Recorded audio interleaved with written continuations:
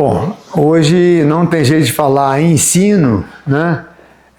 Em nenhum domínio da ciência sem a gente falar de inteligência artificial. Na área da saúde foi muito marcante a evolução, porque hoje a gente consegue fazer um receituário, a gente consegue ler uma tomografia, a gente consegue ler uma ressonância. A inteligência artificial ela consegue ler um eletro, sugerir diagnóstico e sugerir opções de tratamento. Aqui na Suprema, Juiz de Fora, Suprema Três Rios, né, lá na Humanitas, nossa faculdade, lá em São José dos Campos, e na FADIP, né, que é do nosso grupo também, lá de Ponte Nova, a gente preocupa muito com a questão com essa questão tecnológica. É fazer com que o aluno possa se beneficiar desse momento e dessas ferramentas. Esses modelos de inteligência bem empregados, bem utilizados, eles trazem um enorme benefício ao aprendizado, ganho de tempo e também na melhora da performance dentro do próprio aprendizado. Então aqui nós temos na Suprema a questão dos cursos de IA, né, focando na parte do aprendizado médico, né, não tem como a gente dissociar mais. Por exemplo, a gente tem aplicativos de inteligência médica que se você tira uma fotografia de uma imagem da pele, ela vai acertar, vai ter um índice de assertividade enorme, né, para ver que tipo de lesão é e qual o tratamento e a possibilidade dessa lesão ser um câncer ou evoluir para uma lesão de câncer, né? São os exames dermatoscópio. Então você tem uma fotografia especial da pele e você faz. Quando que nós imaginávamos que a gente ia poder ler uma ressonância nuclear magnética, né? E aquilo é interligado com os anticorpos monoclonais, os usos, né? Os marcadores tumorais, né, utilizados nesse diagnóstico, a parte clínica, né, a parte de tratamento, tudo isso aí num ecossistema que favorece demais a vida do médico hoje em dia. Então, logicamente, fomos atrás de uma ferramenta, de um aplicativo nosso, né, que foi gerado pelo RevisaMed, que é um curso de tipo residente, preparar nossos alunos melhor para principalmente para o ENAMED, né, e para as provas de residência. Isso não só qualifica mais a faculdade através do ganho de aprendizado dos nossos alunos, mas os próprios alunos, eles sabendo usar, eles começam a saber usar, empregar bem a ferramenta na vida clínica, então eles ganham demais nessa evolução. Vamos dar um exemplo, nós temos uma ferramenta que é o paciente simulado. A pessoa, o estudante, ele vai conversar com o paciente, ele já sabe se aquele paciente está indo na primeira consulta, que se ele é de um retorno de um outro hospital, ele vai conversar ali no computador com um paciente que vai responder a ele sobre toda a situação, né? Sobre patologia pregressa, os problemas que o levaram lá, o que ele já fez de tratamento, quais as possibilidades, e ao final disso a própria ferramenta analisa o desempenho da condução do caso por esse estudante. Então, quando nós poderíamos imaginar que a gente teria um paciente simulado conversando com você?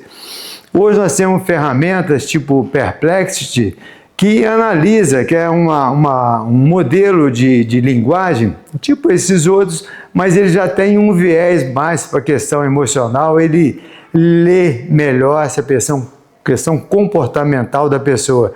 Então existem pessoas, hoje infelizmente a inteligência às vezes ela é mal aplicada, mas as pessoas ficam como se tivesse um psicólogo, né, um psicanalista para elas usando a ferramenta, porque com o tempo a ferramenta passa a conhecer muita gente. Então nós precisamos, todos nós, independente se é médico, engenheiro, se trabalha no administrativo, temos que conhecer as ferramentas. E são várias. O modelo da inteligência artificial é um cérebro, né? Só que você tem que saber usar esse cérebro. Dependendo da maneira que você alimenta, que você pergunta, você vai ter as respostas. Então, se você permite como um funcionário que estaria só respondendo a questões num balcão, por exemplo, se você demanda ele que ele possa fazer outras questões, né? Pagar, receber, ir no caixa, ele vira um agente, ele vira um agente ativo dentro desse processo. Então, os modelos de linguagem eles têm que ser bem conhecidos. Então, essas linguagens, ChatGPT, que é o Claude, que hoje está em moda, né? O Gravity, Gemini, Perplexity, a gente não tem como a gente não conhecer isso. E aqui, na Suprema, nas nossas faculdades, a gente tem essa preocupação de passarmos para o aluno. Então, nós temos aqui hoje um programa de extensão, onde alunos participam com a gente nessas inovações tecnológicas. Eles estão com a gente e participam do processo. Então, a nossa plataforma de inteligência médica, dentro dela você revê todos os conteúdos, separado pelas grandes áreas, que são 5, clínica médica, cirurgia, ginecologia obstetrícia, pediatria e a medicina preventiva, a medicina de saúde da família. Essas áreas, elas englobam tudo.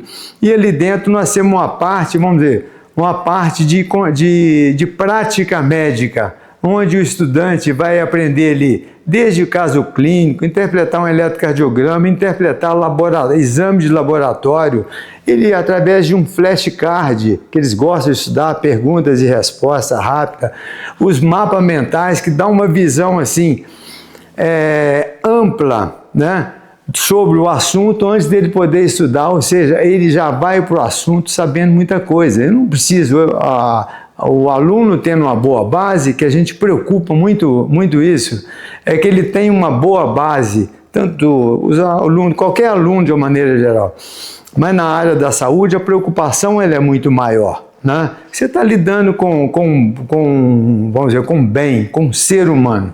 Então, que seja enfermagem, odontologia, fisioterapia, qualquer uma das áreas, não só a medicina, tem que ter esse viés da ética, do humanismo e saber empregar bem o conhecimento dele, né? Então, quando a gente fala, por exemplo, na questão da bioética, a bioética ela envolve isso. E dentro da própria inteligência médica, inteligência artificial, eles conseguem organizar mais o estudo. Se eu estou querendo fazer um estudo, por exemplo, lá do Código de Ética Médica, então eu posso bolar ali um tipo, uma simulação de pergunta e resposta, de entrevista, onde as pessoas envolvidas analisam do ponto de vista de quem vai fazer uma residência médica, de quem está atuando já na clínica ou está no banco da escola, vai passar para ele aquela noção, né, da preocupação ética no momento e de uma maneira muito atualizada. Então, se você pegar esse modelo tipo o Claude, por exemplo, hoje, se você pedir qualquer coisa, eles já são atualizados. De repente, você vai se surpreender que eles vão te falar em consenso, né, em alguma norma que de 2 meses atrás, quando a gente sabe um livro, ele vai gerar aí, foi publicado há 1 ano atrás, ele foi desenvolvido há 2 anos atrás, nós estamos cá na frente, ou seja, o que está numa página de livro já está desatualizado. Não é a intenção de se competir com a inteligência médica, porque sem a inteligência humana racional que está por trás disso tudo, não adianta nada, né? Então a inteligência médica, ela veio para ficar sobre a nossa orientação, sobre o nosso uso. A gente assusta, né? Nós estamos num projeto agora que é os STEPs americanos, onde a Suprema está se preparando para, dentro da Suprema, Humanitas, né, a FADIP, já preparando para os STEP americanos, a gente já preparar nossos alunos para poderem fazer residência médica nos Estados Unidos, para poderem clinicar nos Estados Unidos. Então, eles têm que estar preparados para isso. Então, eles né, eles têm que estar preparados de uma maneira endógena. Não adianta o conhecimento estar lá na inteligência médica se não está na cabeça deles.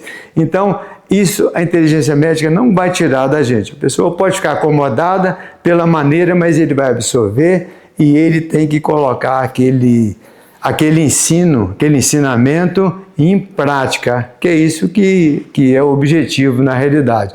Então, ela nos prepara melhor do ponto de vista tecnológico, mesmo para a prática médica. Então, a gente não pode hoje pensar na inteligência médica como uma ferramenta de competição.